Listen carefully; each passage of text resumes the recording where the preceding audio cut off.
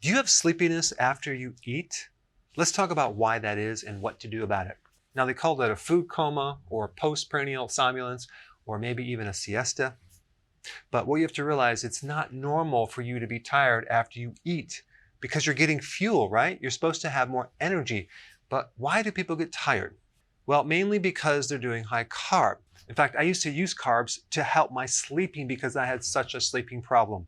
I used to consume a pint of Ben & Jerry's ice cream right before bed for a very long time, and it would just put me right out. I would go right to sleep. Of course, I'd wake up all puffy and feeling funky and irritable, and then I would keep the cycle going over and over and over because every time I did it, it affected my blood sugars. Then late at night, I would crave carbs, okay?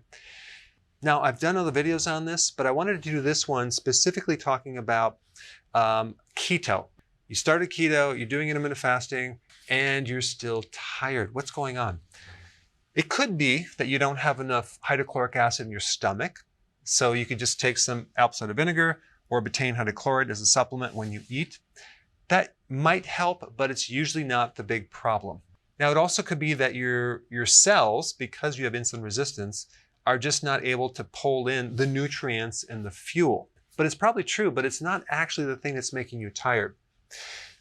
If you're not getting nutrients and you're not getting fuel, you're going to feel like you're not satisfied, like you need to eat something else. But you usually are not going to be tired. The real reason why you're tired involves insulin resistance, but it has to do with high insulin. Because when the insulin is high, it blocks certain brain chemicals that are supposed to keep you awake. So it's really the high insulin that's causing this problem. But wait a second, I thought lowering your carbs is going to lower insulin, and I just started keto. That's true, but there's two things that increase your insulin. Number one, it's the carb, and number two, it's eating.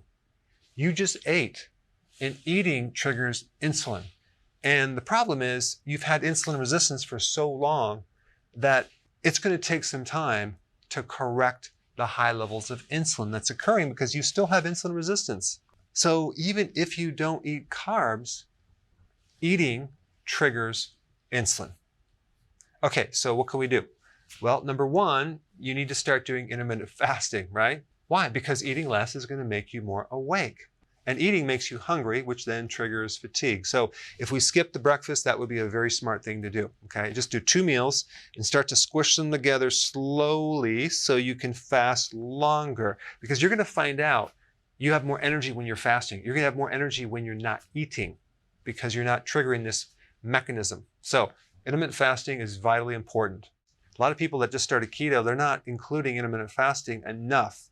And so this is why they still are tired. Also, make sure that you keep your carbs low. Okay, so just be aware of that and look at your carbs and make sure they're within the range that you need to do. Number 3, moderate protein. You're going to find out the more protein you do, the more tired you're going to be because a high protein meal will make you tired. Now, if you combine the high protein with the high carb, you're really going to get tired, as in Thanksgiving, which is the starch and the protein together just will put you out. It's not the tryptophan, it's the combination of a starch with protein. But a larger amount of protein can make you tired, so just do a moderate amount. Number 4, give it time. It takes between 1 to 3 months to be keto adapted, okay? That means you're really getting insulin resistance under control and you're able to go from one meal to the next without being hungry, and that's a big indication that it's working. Now, in the meantime, you can do things to speed up your insulin resistance. And one thing, because this involves feeling sleepy, is just to try to get a little bit more sleep. Another 30 minutes will help you. A simple way to do that would be to go to bed a little earlier, take vitamin B1. I usually get my B1 through nutritional yeast, take that right before bed, and vitamin D3, especially during the winter. So vitamin D3 right before bed will help you sleep. You should give it a try and see for yourself. All right, thanks for watching, and I will see you in the next video.